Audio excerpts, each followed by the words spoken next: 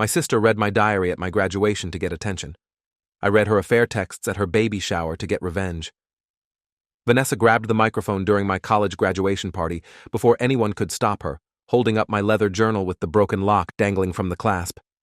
She'd found it in my bedroom that morning while looking for phone chargers, she said, but I knew she'd been searching for something to use. My parents had thrown the party at their house with 50 relatives and friends packed into the backyard, faculty members from the university, my girlfriend Rachel, everyone who mattered in my life. Vanessa stood on the patio in her red dress and heels, pregnant belly prominent at 7 months, demanding attention by announcing she had something special to share about her little brother. My stomach dropped because I recognized the journal immediately. I'd stopped writing in it 3 years ago after my breakdown during sophomore year, after the hospitalization and medication adjustments and weekly therapy sessions I'd never told most people about. The pages contained thoughts I'd written during the darkest period of my life, when I wasn't sure I wanted to keep living, when I'd documented every failure and inadequacy and fear in meticulous detail.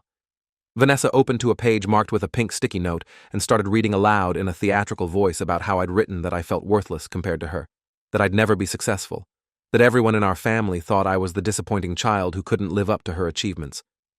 The yard went silent, except for her voice carrying across the space. She read passages where I described feeling inadequate about everything, about how Rachel probably pitied me for dating someone so pathetic, about how graduation felt pointless because I'd probably fail at whatever career I attempted.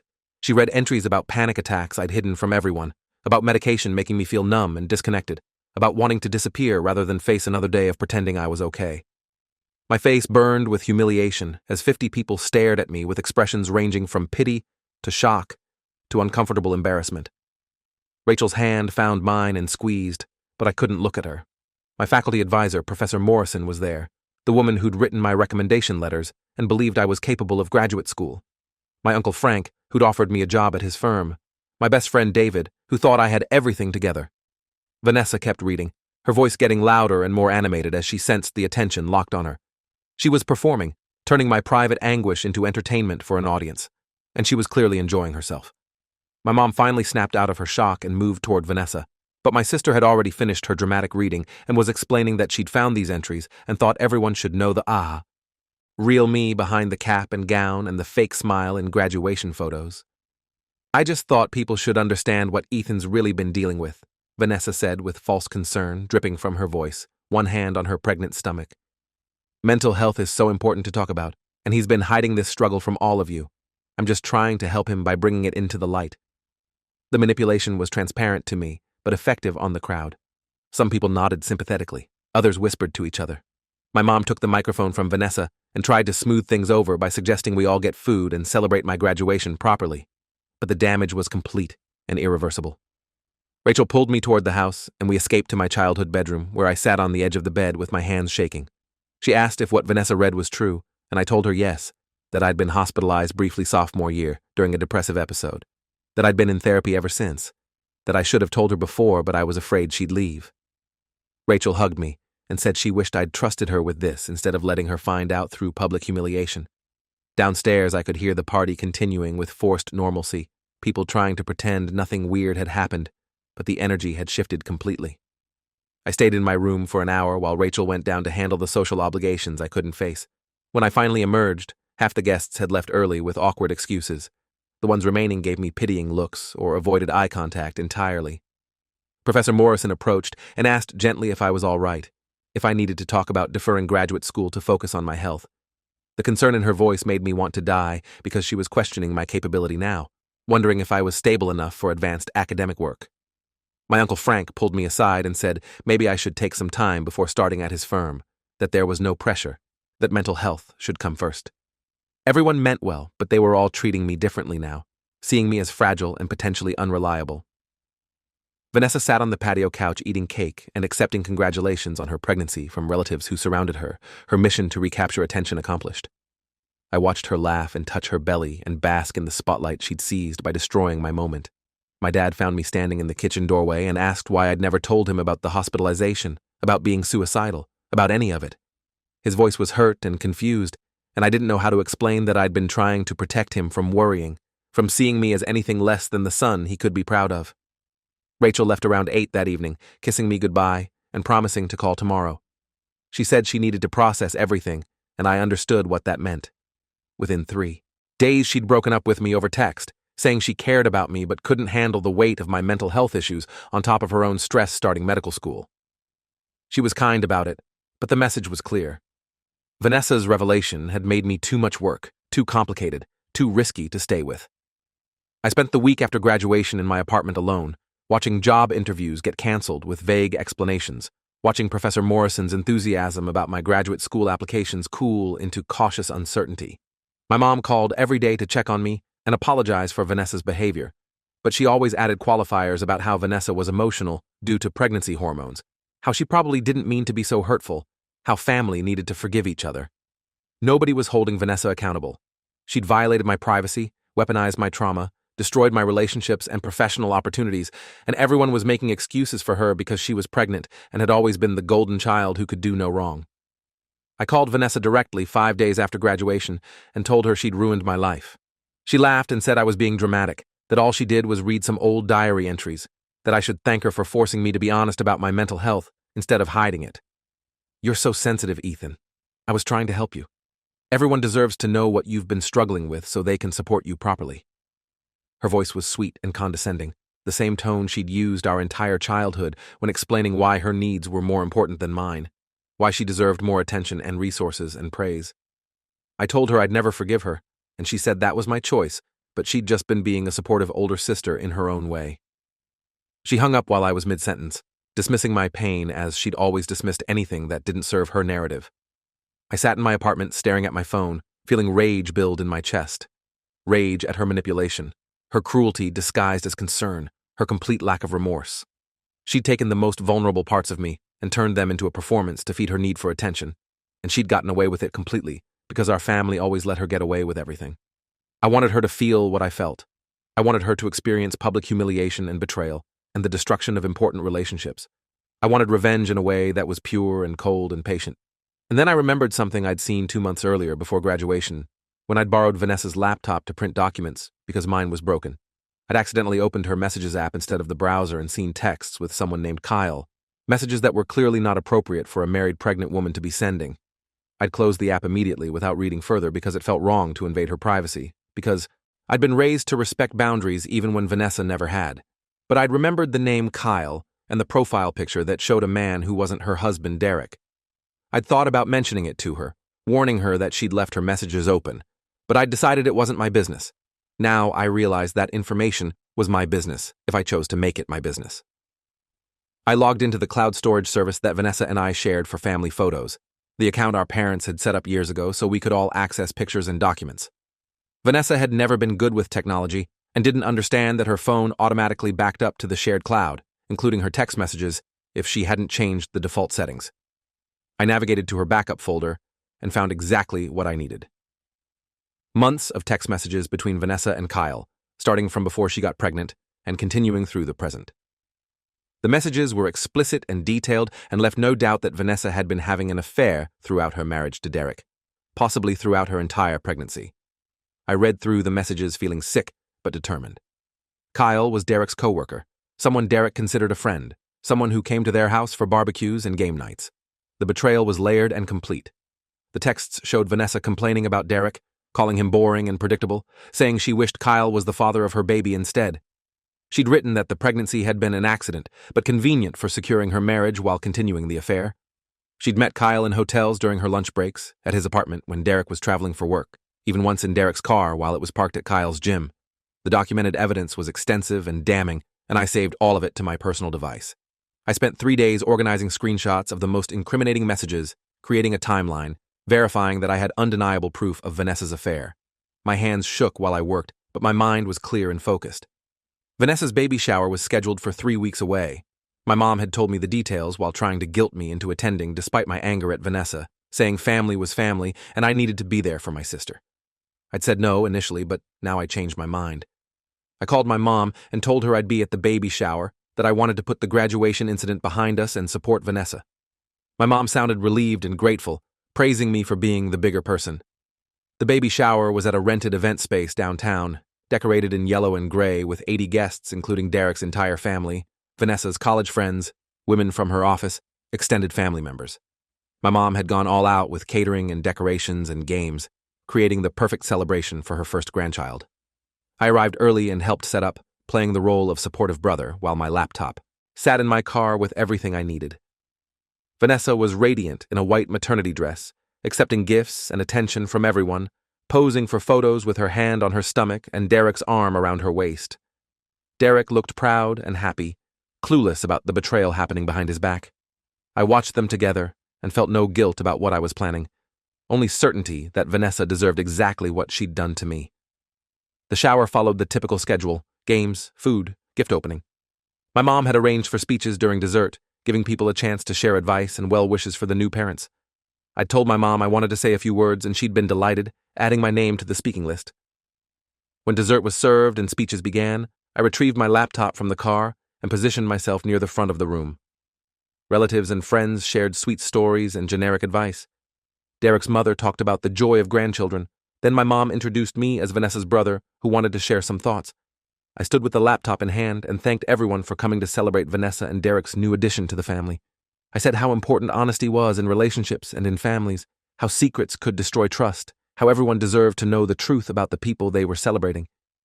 Vanessa smiled at me from her chair in the front row, probably thinking I was building to some sentimental brother-sister moment. I connected my laptop to the projector my mom had set up for showing photos during the shower. The first screenshot filled the screen on the wall behind me, a text from Vanessa to Kyle saying she couldn't wait to see him at the hotel that afternoon, that Derek would be at work until 7, so they had plenty of time. The room went dead silent as people read the message projected at 10 feet tall. I clicked to the next screenshot, Kyle responding with explicit details about what he wanted to do to her. The third screenshot showed Vanessa's response in equally explicit language. I moved through the slides methodically, each one showing a different text message, a different date, a different location where they'd met. Hotel receipts Vanessa had texted Kyle photos of, laughing about using the joint credit card Derek didn't monitor closely. Messages about Derek being oblivious and easy to manipulate. Messages about whether the baby might actually be Kyle's and how Vanessa wasn't sure of the timeline, but Derek would never question it. Vanessa screamed at me to stop, lunging from her chair but moving slowly due to her advanced pregnancy. Derek sat frozen with his face drained of color, staring at the screen. Derek's mother made a choking sound. My mother rushed toward me, yelling my name, but I kept clicking through the screenshots, making sure everyone saw enough to understand the full scope of Vanessa's affair. The images of text messages kept appearing on the wall, while 80 people watched in horrified silence or started talking over each other in chaos. I narrated highlights as I clicked. This one's from 4 months ago when she met Kyle at his apartment while Derek was at that conference in Atlanta. This one's from last month when she told Kyle she wished he was the father instead of Derek. This one's from 2 weeks ago where they're planning their next meeting. Vanessa reached me and grabbed the laptop, trying to close it, screaming that I was a liar and I'd fabricated everything. Derek stood up and his voice cut through the noise, asking if the messages were real. Vanessa turned to him with tears streaming down her face and said I'd edited them somehow, that I was trying to ruin her baby shower because I was jealous and unstable, that everyone knew I had mental health problems, and this proved I needed help. She was using the vulnerability she'd exposed at my graduation as a weapon to discredit me now. Derek pulled out his phone and walked toward Vanessa with his hand shaking. Let me see your messages with Kyle right now. If Ethan fabricated this, your phone will prove it. Vanessa's face collapsed, and she stepped backward, her hand protective over her stomach. Derek's voice got louder. Show me your phone, Vanessa, right now. She shook her head and said she didn't have to prove anything to him, that he should trust her over my fake screenshots. Derek turned to me and asked if I could send him the files. I airdropped everything to his phone while Vanessa sobbed, and my mother demanded to know what was happening. Derek scrolled through the screenshots on his phone with his jaw clenched so tight I could see the muscles working. He looked at Vanessa with an expression of complete devastation and said the baby shower was over, that everyone needed to leave. People started gathering their belongings in awkward silence, sneaking glances at Vanessa, who'd sunk back into her chair, sobbing hysterically. Derek's family surrounded him, his mother and sisters reading over his shoulder and gasping at what they saw. My mother was trying to comfort Vanessa while simultaneously looking at me with betrayal and horror, unable to reconcile what I'd just done. Derek's father approached me and said quietly that I'd done the right thing telling Derek the truth, that his son deserved to know before the baby arrived. The vindication felt hollow. I'd wanted this moment, but now that it was happening, I felt sick with adrenaline and uncertainty. Guests fled the event space as quickly as possible, abandoning gifts and half-eaten cake, desperate to escape the family implosion. Within 15 minutes, the room had cleared except for immediate family: me, my parents, Vanessa, Derek, and his parents. Derek stood across the room from Vanessa, asking if Kyle was potentially the father of her baby. Vanessa was crying too hard to answer coherently, which was answer enough. Derek's mother said they needed to leave and take Derek somewhere to process this away from Vanessa. My dad, who'd been silent through everything, asked me why I'd done this in such a public, cruel way. I told him to ask Vanessa why she'd read my private diary at my graduation in front of 50 people, exposing my mental health history and destroying my relationships. My mom said this was different, that I'd ruined Vanessa's baby shower and humiliated her pregnant daughter in front of everyone she knew. I asked how it was different, and my mom couldn't answer beyond saying that families should protect each other, not destroy each other, while conveniently ignoring that Vanessa had destroyed me first. Derek left with his parents without speaking to Vanessa again. She sat in her chair surrounded by abandoned baby shower decorations, crying with her hands on her stomach. My mother sat next to her whispering comfort while shooting me looks of pure anger. My father told me to go home and that we'd talk about this later when everyone had calmed down. I grabbed my laptop and walked out into the parking lot where I sat in my car, shaking. I'd done it. I'd exposed Vanessa's secret as thoroughly and publicly as she'd exposed mine. The revenge was complete, and it felt absolutely terrible. My phone started buzzing within an hour. Texts from relatives who'd been at the shower, messages ranging from support to condemnation. My aunt texted that what I did was justified after what Vanessa did to me. My uncle said I'd gone too far and destroyed a pregnant woman's reputation. Cousins weighed in on both sides. My phone became a battleground of family opinions about who was more wrong, me or Vanessa. Rachel texted saying she'd heard about the baby shower from mutual friends and asking if I was okay. I didn't respond because I didn't know the answer. I felt vindicated and guilty and angry and sick all at the same time. Derek called me at 11 that night, his voice rough from crying. He asked if I had any more evidence beyond the screenshots, anything that would help him understand the full scope of the betrayal. I sent him access to the cloud folder with all of Vanessa's backed up messages, months of documentation. Derek was silent for a long time after I sent it, then said thank you and hung up. I lay in bed staring at the ceiling, wondering if I'd just helped Derek or hurt him worse by giving him more evidence to obsess over. My mom called the next morning demanding I come to their house for a family meeting. I drove over to find Vanessa there with my parents, her eyes swollen from crying, her face puffy and miserable. My mom said we needed to talk about repairing the family and moving forward constructively. Vanessa looked at me and said I'd destroyed her marriage and possibly her baby's future by exposing the affair.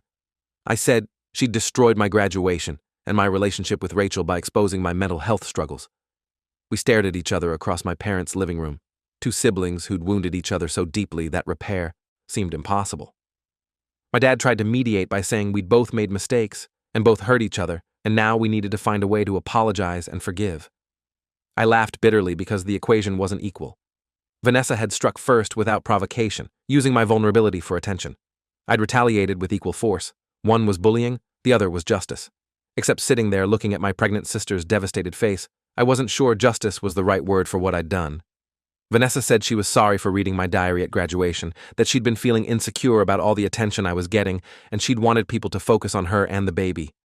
She said pregnancy hormones made her irrational, and she genuinely hadn't understood how badly she'd hurt me until I retaliated. The apology felt forced and incomplete, but it was more than she'd ever given before. My mom looked at me expectantly, waiting for my apology.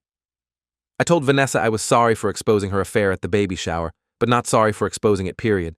That Derek deserved to know the truth before the baby arrived. Vanessa started crying again and said Derek had moved out and filed for separation. He was demanding a paternity test as soon as the baby was born, and his lawyer was already drafting divorce papers. She said she'd lost everything because of my revenge. I wanted to point out that she'd lost everything because of her own choices, but my mom's warning look stopped me. The family meeting ended without resolution, just agreement that we'd maintain civil contact for our parents' sake while Vanessa dealt with her crumbling marriage. Over the next month, family events became tense exercises and forced civility. Derek refused to speak to Vanessa, except through lawyers. The paternity test was scheduled for immediately after the baby's birth. Kyle had disappeared from the situation entirely, blocking Vanessa's number and apparently wanting nothing to do with the mess. My mom called me 3 weeks after the baby shower saying Vanessa was struggling emotionally and needed family support through the remainder of her pregnancy. She asked if I could put aside my anger and help Vanessa through this difficult time. I said no. I said Vanessa had never supported me when I struggled, had actively made my struggles worse by weaponizing them, and I wasn't obligated to support her through consequences she'd created herself. My mom said I was being cruel and heartless toward my pregnant sister. I said Vanessa had been cruel and heartless toward me first, and started this cycle of mutual destruction. The conversation ended with my mom crying, and me feeling angry that I was being positioned as the villain when I'd simply responded to Vanessa's initial attack. My relationship with my parents deteriorated as they increasingly sided with Vanessa, viewing her as the victim who needed protection. They minimized what she'd done at my graduation while maximizing what I'd done at her baby shower. The imbalance was obvious, but they couldn't see it through their concern for their pregnant daughter. I started avoiding family dinners and calls, creating distance from the drama. Rachel reached out asking if we could talk, and we met for coffee at a place near her campus. She said she'd been thinking about our breakup and regretted how she'd handled it, that finding out about my mental health history through public humiliation had shocked her, but she should have been more supportive. She asked if we could try again, and I said no. The trust was broken, and I'd realized during our time apart that I deserved someone who wouldn't run when things got complicated. Rachel looked hurt, but accepted it. Before leaving, she said she'd heard through mutual friends that I'd exposed my sister's affair at her baby shower, and she wanted to know if that was true. I confirmed it, and Rachel asked if I felt better now that I'd gotten revenge. I told her the truth, that revenge felt satisfying for about 3 minutes, before feeling completely hollow and making everything worse. She nodded and said that's usually how revenge works, that it promises relief but delivers emptiness. After Rachel left, I sat in the coffee shop thinking about the chain reaction of pain Vanessa and I had inflicted on each other. She'd wounded me, so I'd wounded her back, and now both of us were worse off than before, along with everyone connected to us. Derek was devastated and facing uncertain paternity of his child. My parents were caught between their children. Extended family was divided and taking sides. Rachel and I were permanently done. Professional opportunities I'd lost after Vanessa's revelation weren't coming back, and Vanessa was facing divorce and single parenthood. Nobody had won. Vanessa went into labor 5 weeks after the baby shower. My mom called saying Vanessa wanted me at the hospital, and I said no. My mom begged and said Vanessa was scared and alone because Derek refused to come until after the paternity test. I felt a flicker of sympathy, but held firm. I'd supported Vanessa my whole life and gotten nothing but betrayal in return. She could handle labor without me. My mom called again 3 hours later saying I had a nephew named Owen, that Vanessa had delivered a healthy baby boy, but was emotionally fragile and really needed her brother. I told my mom congratulations on the grandchild and hung up. I felt guilty about not being there, but also certain that maintaining boundaries was necessary. Vanessa had taught me that family didn't mean unconditional support when one person consistently violated and hurt the other. The paternity test was done the day after Owen was born. Results would take a week. My dad called with updates I didn't ask for. Derek had come to the hospital to sign paperwork for the paternity test, but hadn't stayed to see the baby. Vanessa was devastated. Derek's family was maintaining distance until paternity was confirmed. My parents were helping Vanessa with the newborn while she recovered. The week waiting for results felt endless, according to my dad's updates. Vanessa was convinced Derek was Owen's father based on timing, but the affair had been frequent enough that she couldn't be absolutely certain. The paternity results arrived 8 days after Owen's birth. My mom called me crying with relief. Derek was confirmed as Owen's biological father. Vanessa had been hysterical with relief, according to my mom, but Derek's reaction was more complicated. Knowing he was biologically the father didn't erase Vanessa's affair or betrayal. Derek's lawyer contacted Vanessa's lawyer with divorce terms. Derek would fulfill his financial obligations to Owen and maintain visitation rights, but the marriage was over. Vanessa would get primary custody given the baby's age and need for breastfeeding, but Derek wanted joint custody as Owen got older. The divorce proceedings moved forward, despite Vanessa's pleading for Derek to reconsider, to try counseling, to give their marriage another chance for Owen's sake. Derek refused all of it. The trust was destroyed completely. My mom called me 6 weeks after Owen's birth asking me to come to Sunday dinner, saying enough time had passed and the family needed to heal. I went reluctantly and found Vanessa there with baby Owen, looking exhausted and defeated. The vibrant, attention-seeking woman who'd stood on the patio reading my diary was gone, replaced by someone who looked broken and scared. Owen was tiny and perfect, sleeping in his car seat, oblivious to the destroyed family around him. Dinner was awkward and stilted, with my parents trying to facilitate normal conversation while Vanessa and I avoided looking at each other. Vanessa excused herself to feed Owen in another room. My mom leaned forward and said I needed to apologize to Vanessa properly for what I'd done at the baby shower, that Vanessa had apologized to me and I needed to reciprocate for the family to move forward. I said Vanessa's apology had been forced and incomplete, that she'd minimized what she did and blamed pregnancy hormones instead of taking real responsibility. My dad said I was being stubborn and unforgiving, that family required grace and forgiveness even when people made mistakes.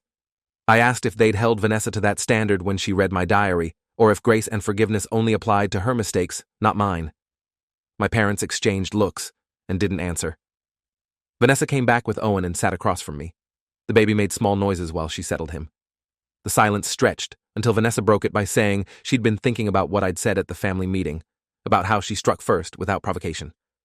She said I was right, that what she did at my graduation was cruel and attention-seeking, and she'd genuinely destroyed important relationships and opportunities for me. Her voice was quiet, and she looked at Owen while she talked, not at me. She said becoming a mother had given her perspective on what really mattered and what was just ego and performance. She said she was genuinely sorry for reading my diary, for exposing my mental health struggles, for using my vulnerability to get attention for herself. She said she understood why I'd retaliated and didn't blame me, even though it had destroyed her marriage and her life. The apology felt different than the forced one at the family meeting. This one sounded real and painful and self-aware. I wanted to accept it, but I couldn't make myself say the words. Too much damage had been done on both sides. I told Vanessa I heard her apology, and I was sorry too for exposing her affair at the baby shower, that I'd been angry and wanted her to feel what I felt, but I hadn't fully considered the consequences. I said I was glad Owen was healthy and that Derek was his father, that at least something good had come from all of this. Vanessa nodded and we sat in uncomfortable silence while my parents looked relieved that we'd managed civil conversation. The dinner ended early with Vanessa needing to get Owen home for his sleep schedule. After she left, my mom hugged me and said she was proud I'd apologized, that this was the first step toward healing the family. I drove home feeling empty rather than resolved. Apologizing hadn't fixed anything or made me feel better. Vanessa and I had wounded each other so thoroughly that sorry wasn't sufficient to repair the damage. 3 months after Owen's birth, Vanessa called me directly for the first time since the baby shower. She said Derek had filed the final divorce papers, and the marriage would be officially over in 60 days. She was moving into a smaller apartment she could afford on her own with child support. She asked if I'd come see Owen sometime, that she wanted her son to know his uncle despite everything between us. I said maybe eventually, but I needed more time. She accepted that without argument and we hung up. 6 months passed with minimal contact. I saw photos of Owen on my parents' social media, watching him grow from newborn to chubby baby. My mom sent updates I didn't ask for. Vanessa was doing better emotionally, adjusting to single motherhood. Derek was being fair about custody and support. Kyle had apparently moved to another city. The divorce was finalized. Life moved forward in its messy, complicated way. I started therapy to process everything that had happened, to understand why Vanessa's betrayal had hurt so much and why my revenge had felt so necessary and so hollow. My therapist helped me see that Vanessa and I had been competing for parental attention and validation our entire lives, that she'd learned to seek attention through drama and performance, while I'd learned to seek approval through achievement and silence. The diary reading was her ultimate bid for attention at my moment of achievement. My revenge was my refusal to stay silent anymore.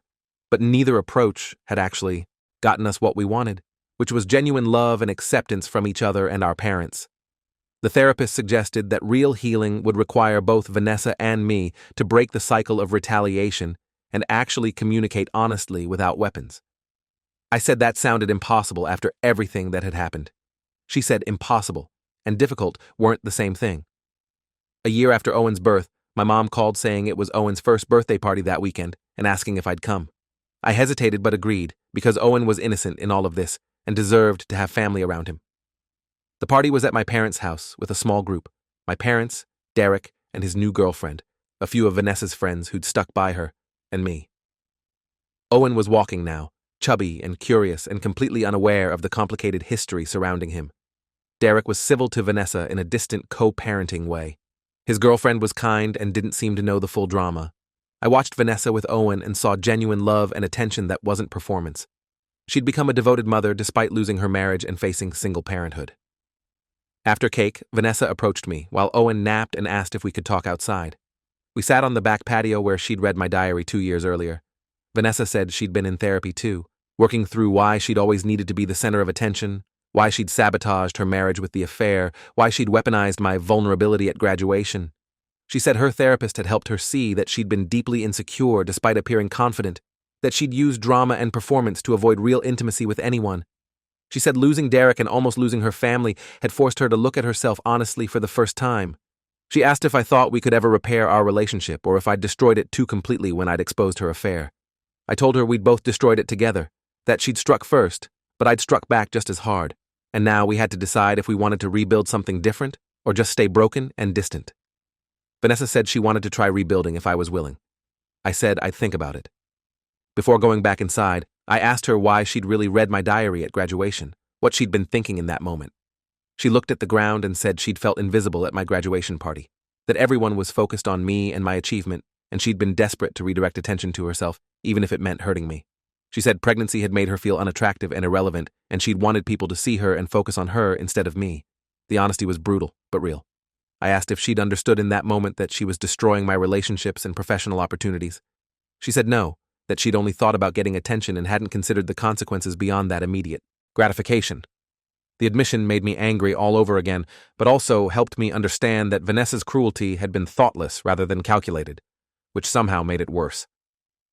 We went back inside, and I spent the rest of the party watching Owen toddle around, thinking about cycles of pain and whether they could actually be broken, or if damage was sometimes too deep to repair. I left without making any promises to Vanessa about rebuilding our relationship. 2 months later, my mom invited me to Sunday dinner again. I went and found just my parents and Vanessa. No Owen this time since he was with Derek for the weekend.